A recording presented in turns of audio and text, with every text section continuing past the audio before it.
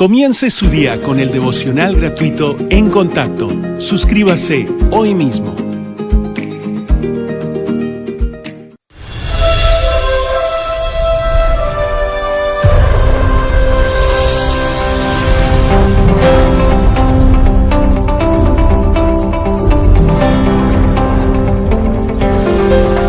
En Contacto, el Ministerio de Enseñanza del Dr. Charles Stanley. Alcanzamos al mundo con el Evangelio de Jesucristo por medio de una enseñanza bíblica sólida.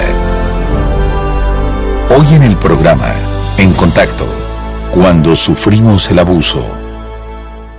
3 veces, la noche antes de que el Señor Jesucristo fuera crucificado, les dijo a sus discípulos, ámense unos a otros. Ámense unos a otros. Ámense unos a otros. Luego, a lo largo de las epístolas, vemos que los autores de esos mensajes dicen cosas como: acéptense unos a otros, cuídense unos a otros, anímense unos a otros, ámense unos a otros, fortalezcanse unos a otros, apóyense mutuamente, perdónense mutuamente, sean pacientes unos con otros, sean hospitalarios unos con otros, sométanse unos a otros, motívense unos a otros, sírvanse unos a otros. A lo largo de toda la Biblia, Dios nos ofrece instrucciones sobre nuestra relación con el prójimo. Y al pensar en toda la enseñanza solo en esas frases que mencioné, ámense unos a otros, sírvanse unos a otros, anímense mutuamente, motívense unos a otros, todo nos deja algo muy claro. Nunca, en ninguna circunstancia, se justifica abusar de alguien más. El abuso no concuerda con ser creyente. Nunca es la voluntad de Dios que sus hijos sufran abuso. Y hoy esa palabra se ha vuelto bastante popular. Oímos hablar de niños abusados, padres abusados, cónyuges que abusan el uno del otro, gobiernos abusando del pueblo. Y esa palabra significa hacer daño a alguien, herir de alguna manera, ya sea abuso físico, abuso sexual, puede ser abuso verbal o abuso emocional, en verdad no importa cuál sea. Nada de eso encaja con lo que dijo Jesucristo. Amaos unos a los otros. No olvidéis la hospitalidad, animaos unos a otros. Cuidaos y animaos unos a otros. Y por ello me gustaría en este mensaje compartirle algunas ideas útiles, espero, para aquellos que han sufrido abusos. En cada iglesia, en todo territorio, en cada nación sobre la faz de la tierra, hay millones y millones de personas que han sufrido abuso, que son víctimas de abuso, que no tienen idea de qué hacer ni cómo afrontar esta situación. Y en los capítulos 13, 14, 15 y 16 de Juan, Cristo les dijo a sus discípulos, ámense unos a otros. En vez de tomar un pasaje bíblico en este mensaje y exponerlo, quisiera darle unas sugerencias de cómo afrontar todo el problema del abuso. Pero quisiera empezar con la diferencia entre abuso y disciplina. Bien, permítame decirle que hay mucha gente que ha sufrido abuso y algunas personas llamarían abuso a situaciones bien distintas. Por ejemplo, si alguien es solo criticado, dice, has abusado de mí. No hablo de una simple crítica, sino hablo acerca del abuso verbal o abuso emocional que es tan perjudicial en la vida de alguien. ¿Bien? Cuando pensamos en el abuso y pensamos en cómo reacciona la gente reacciona de diferentes maneras. Y muchas personas pasarán toda su vida sin siquiera preguntarse si han sufrido abuso o no. De algún modo, se preguntarán qué pasa en su interior y nunca podrán identificar la razón de fondo. Otros saben que han sufrido abuso pero no han tenido el valor de afrontarlo. Personas que sufren abusos sexuales a una edad temprana, lo ocultan porque sienten vergüenza, sin percatarse que algo pasará. Y es que finalmente sale a la luz de un modo u otro y afectará a otros a su alrededor. No se pueden encubrir ese tipo de abusos. Así, al hablar de la diferencia entre abuso y disciplina, permítame decir que la disciplina siempre se impone a alguien por su comportamiento, siempre orientada a un comportamiento puntual. mientras el abuso no se vincula al comportamiento personal. Es algo en el interior de quien comete el abuso, como un volcán en erupción. Es ira, hostilidad, temor, amargura, resentimiento, lo que sea la causa, es algo que brota. Y lo que hace es adherirse más o reaccionar contra alguien cuyo comportamiento nada tiene que ver con esa reacción. Es algo en el interior de quien comete el abuso. Es una predisposición que está ahí y solo busca una excusa para expresarse en alguien más. En cambio, la disciplina siempre tiene en mente mejorar el comportamiento del otro. Tiene como propósito corregir algo que el padre quizás sabe no es sabio para la vida de ese niño, mientras que el abuso no está viendo el comportamiento o bienestar de nadie. Se trata de sacar a algo que está dentro del causante. La disciplina surge del amor. Amor por alguien a quien se le desea lo mejor, y por eso la disciplina, y por eso existe una gran diferencia entre sufrir abuso y ser disciplinado. Bien, permítame comenzar diciendo dos cosas. Número uno, seguro que no tengo idea alguna de qué es el abuso comparado con la gran mayoría. No hay nada en mi vida de lo que pueda decir, vea qué horrible fue mi pasado, sino solo para decir, lo cuento porque, así como yo estoy dispuesto a compartirlo, usted quizá pudiera compartir cosas que le han hecho daño en su pasado, que necesita sanar y no cree poder contarlas a nadie. Sí puede, porque compartirlas es parte del proceso de sanación. Cuando tenía 9 años, mi madre se casó por segunda vez. Mi padre había fallecido cuando yo tenía 9 meses de edad, así que ella se casó con un hombre que creía que sería un buen padre para mí, y a las 2 semanas de casada se dio cuenta de que algo iba mal. Y la tragedia del segundo matrimonio de mi madre fue que, aunque los hermanos y hermanas de mi padrastro dijeron que era un gran hombre, y quizá también un esposo maravilloso, mi madre volvió unos meses después, y al cuestionarlos ellos le respondieron, bueno, sí, sabíamos cómo era, pero pensábamos que al casarse él cambiaría. ¡Qué mentira tan devastadora fue para mi madre! Bastante devastadora. Era mentira y lo sabían bien, pero no importó. Nunca inventé algo por creer que todo puede mejorar. Si alguien hace tal o cual cosa, por lo general no pasa. Y así fue el comienzo de un matrimonio fatal. De momentos, de retos que nunca me imaginé enfrentar. Siempre fui criticado, siempre sentí que estorbaba y con frecuencia terminó en peleas. Mi madre siempre me defendía. Sé que no sufrí abusos físicos gracias a mi madre. Habría dado su vida sin dudarlo antes de permitir que eso ocurriera, aunque sí hubo peleas. Y cuando llegué a la adolescencia había visto incluso intentar ahorcar a mi madre, y si hubiera tenido el privilegio, no sé lo que le habría hecho a mi padrastro si hubiera podido en ese momento. Cargaba mi pistola por la noche y la colocaba junto a la cama y cerraba la puerta con llave, porque nunca sabía lo que pasaría. Sé que piensa, bueno, eso no suena muy cristiano, ¿cierto? Tiene razón. Me convertí a los 12 años, pero tenía miedo. No sabía cómo reaccionar.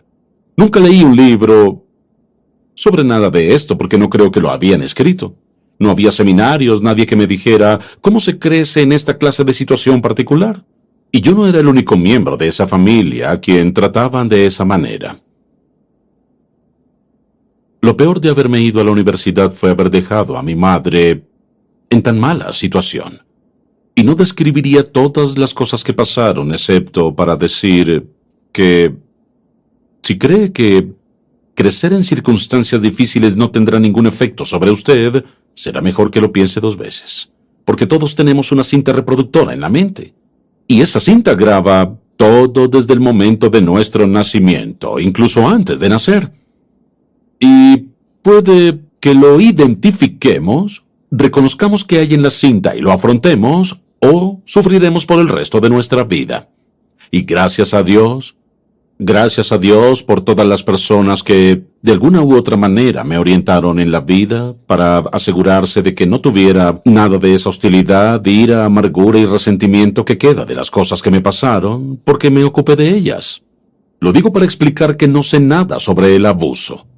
Comparado con lo que muchas personas han sufrido, no solo en este país, sino mucha gente que ha sufrido abusos tan pero tan horribles en otras naciones y por la forma en que los gobiernos los tratan y la forma como muchos han sufrido daño físico, sexual, espiritual, mental, emocional, de una manera que nunca llegaremos a comprender. ¿Y cómo reaccionar a todas estas cosas? Bien, quisiera darle una serie de sugerencias y puede tomar nota y quizá ni las necesite. Genial, espero que no. Pero quizá vive con alguien que sí las necesita. O trabaja con alguien que las necesita. O tiene un amigo que las necesita y puedo garantizarle que no tiene que ir lejos para encontrar a alguien a su alrededor que sufre abusos y no sabe que ese es el problema, que pasa la vida sin relacionarse bien, que nunca queda conforme, huye de situaciones, si las cosas no le salen bien solo huye, lo que sea, sin percatarse de que todo eso estaba arraigado. Estaba allí desde hace muchos años, o quizá no desde hace tantos años, y ahora deben afrontarlo. Lo primero que quisiera sugerir es algo particular, y es que cuando piense en enfrentar su situación y en cómo hacerlo, número 1, busque la guía de Dios. Señor, ¿qué quieres que haga? Escuche, no hay respuesta fácil sobre qué hacer en una situación de abuso, porque no todos los abusos son iguales, no todos están motivados de igual forma. Por lo que decirle a alguien, pues aléjate de allí, no siempre es la respuesta correcta. Y también hay quienes utilizarán hoy la palabra abuso como excusa para huir o escapar. Hoy les hablo del tipo de abuso que trae grandes heridas y muchos daños. Y si hoy, por ejemplo, hay alguien que está sufriendo abuso físico, infligido y herido a nivel físico, no le podemos decir que permanezca en esa situación, no. O alguien, por ejemplo, que sufre abuso emocional. Usted dirá, bueno, solamente debería irse. No puede decirle eso a todo el mundo. Por esa sencilla razón es que debe preguntarle a Dios qué debe hacer. Y recuerde, preste atención, Dios nunca le dirá que haga algo que viole su palabra siempre viva. En segundo lugar, ore por el abusador. Ore por él. Usted dirá, bueno, he orado y nada ha pasado. Bueno, le diré una razón específica por la cual orar. Si hubiera sabido esto, cuando era un niño, habría sabido cómo reaccionar mejor a mi padrastro, pero no lo sabía. Y es orar para que Dios le muestre qué motiva a esa persona a actuar de esa manera. ¿Por qué esa persona abusa de alguien más? ¿Por qué intenta herir a otra persona? Y bien, pasaron muchos años. Y luego fui a ver a mi padrastro y mi madre aún estaba allí y vivían juntos, siempre, hasta que él murió. Fui a verlo para pedirle perdón por mis reacciones erróneas hacia él, porque estoy seguro de que reaccioné mal. Y en muchas ocasiones pudo terminar en una desgracia. Y fui a pedirle perdón, me senté al otro lado de la mesa en el almuerzo, lo llamé por su nombre y le dije, solo necesito pedirte perdón por algunas cosas. De inmediato dijo, no deberías. Respondí, no, déjame terminar. Nunca lo acusé de nada. Solo dije, necesito pedirte perdón por algunas cosas y... Cuando empezamos a hablar, mi padrastro me contó algo nuevo que ojalá yo hubiera sabido hace años y dijo, solo se le salió, él no tenía intención de contármelo. Me dijo, ¿sabes? Cuando era niño quería ser médico. Le dije a mi padre, quiero ir a la universidad y ser médico. Y dijo, él no me dejó ir a la universidad. Hizo que me quedara trabajando en la granja y dijo que debía trabajar, que no podía salir, no me dejaba ir a ningún sitio. Me obligaba a trabajar todos los días, hasta que por fin pude irme. Tomé mis pocas cosas y me fui. Se fue, se consiguió un trabajo de cocinero en un pequeño restaurante por ahí. Siempre tuvo trabajos serviles y nunca se esforzó en ganar dinero. Pero esto es lo que pasó, y esta es la razón, así que preste atención. Como su padre no lo dejó ser médico ni ir a la universidad, desarrolló una raíz de amargura, rencor, ira y hostilidad. Nunca puede guardarse esos venenos. Siempre harán erupción. Como un volcán, al fin saldrán al exterior. ¿Y qué pasó? Lo descargó sobre todos a su alrededor. Lo que sentía hacia su padre lo descargó sobre mí, sobre mi madre, sus hermanos, sus hermanas y todos los demás. Amigos, compañeros de trabajo, afectó a todos a su alrededor. Bien. Eso sucede cuando el veneno de amargura, rencor, hostilidad e ira está dentro de usted. Sepa que si se niega a mirar atrás, si se niega a afrontarlo, va a herir y destruir a quienes más ama.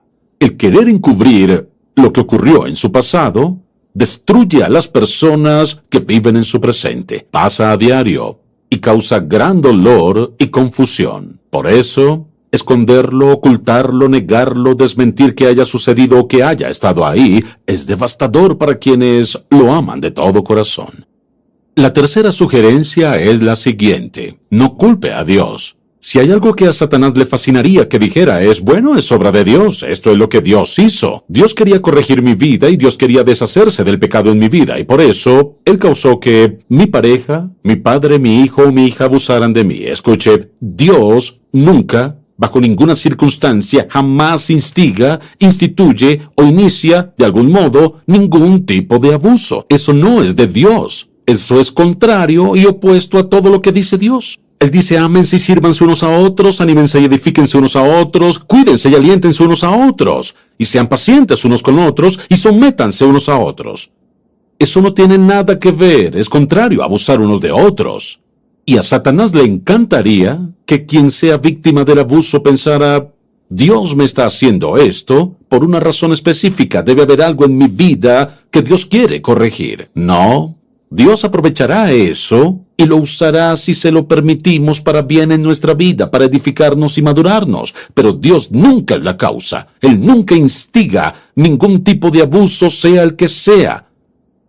Ese no es el fin, el plan, la voluntad, el deseo, ni el método de Dios. Número 4, perdone a quien comete el abuso. Y perdonar a quien abusa no es algo... Usted dirá, pues no puedo hacerlo porque usted no sabe cómo me han tratado. Preste mucha atención. Sé que esto es difícil y sé que algunos dirían, bueno, sí, pero a usted no lo han tratado como a mí. Eso sin duda es verdad. Seguro que lo es. Usted no sabe la clase de daño emocional, físico o sexual en mi vida. Seguro que no lo entiendo. Pero esto sí lo sé. Albergar ira, resentimiento, hostilidad y amargura, escuche, un espíritu de rencor, es peor que un cáncer por dentro. Un espíritu de rencor es como un pozo, una fuente de veneno. Y lo que hace es penetrar cada una de las facetas de la vida de alguien. Guardar rencor es algo que sin duda, escuché, es injustificable del todo. No se puede justificar un espíritu rencoroso. Luego, número 5, quisiera decir que tiene igual importancia. Perdonar a quien permitió el abuso. Ahora, hay jóvenes que crecen, hoy ya son adultos, y dicen, mi madre se mantuvo al margen, sabía lo que ocurría y lo permitió de todos modos. Así pues, el espíritu rencoroso a menudo es tanto hacia la persona que estuvo consciente y permitió que sucediera, como hacia quien cometió el abuso. Y bien, es fácil culpar a alguien más. Hay que preguntarse esto. ¿Por qué se mantuvo al margen? Quizá deba ir a uno de sus padres y decir, ¿sabes? Todos estos años he resentido que permitieras que eso me pasara. ¿Pudieras decirme por qué aguantamos eso? Y de algún modo, lo más probable es que descubra que había en su mente una razón válida, o en su pensamiento se sentían tan incapaces o asustados que ni sabían cómo afrontar el admitir que su esposo o su esposa abusaban de su hijo. Solo digo que hay ciertas cosas a considerar en cuanto a afrontar un abuso. Luego diría, es decir, número 6, elija la verdad respecto a sí mismo. Y la mejor forma de descubrir la verdad es estudiar la Biblia y ver lo que dice Dios de usted. ¿Y sabe?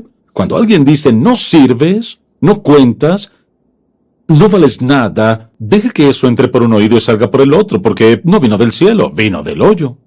Pero mire, es perjudicial porque todo el mundo necesita sentir que pertenece. un sentido de valía, que valen algo, y sentirse aptos. Esas tres actitudes son básicas para la salud emocional de toda persona. Sentido de pertenencia, sentido de valía y sentido de competencia. En una familia, una de las mayores ventajas de la familia es que uno pertenece, y alguien piensa que vale tanto que se casarían y vivirían con usted, y que es competente, que puede cuidar y proveer. Y en la iglesia, todos pertenecemos a esta familia. Y todos nos valoramos, todos tenemos diversos dones, somos distintos, pero nos valoramos y creemos que somos aptos. Por eso es que tiene un lugar de servicio y es competente. Y eliminar un sentido de pertenencia significa: yo no pertenezco, yo soy rechazado. Un sentido de valía: no tengo valor, soy inútil. Y no soy apto. Y así tiene una persona que ha sufrido emocionalmente daño emocional, un daño muy, muy profundo. Y al empezar a creer la verdad respecto a nosotros mismos, ¿qué pasa? Empezamos a salir de los terribles efectos de esta clase de abuso. Luego diría, número 7, abra su corazón a la sanación divina. Ahora bien, deseo que preste mucha atención a lo que diré, y hablo por experiencia, y hablo para beneficio de mucha gente, eso espero. Cuando digo, ábrase para la sanidad, ¿qué debe sanar? Pues si sufrió abuso físico hace tiempo, lo más probable, si alguien le fracturó un brazo o le cortó algo, es que eso no se ha sanado y se ha recuperado y piensa, bueno, superé ese abuso. No es así. Esa es solo una señal externa, porque si sufrió abuso emocional, usted nunca lo vio de frente, pero lo sintió. Verá, el proceso de sanación debe ocurrir en nuestros recuerdos. ¿Qué recuerdo? ¿Qué fue lo que sentí? ¿Qué sentía cuando esto ocurrió? Quizás se sintió sucio si fue un abuso sexual.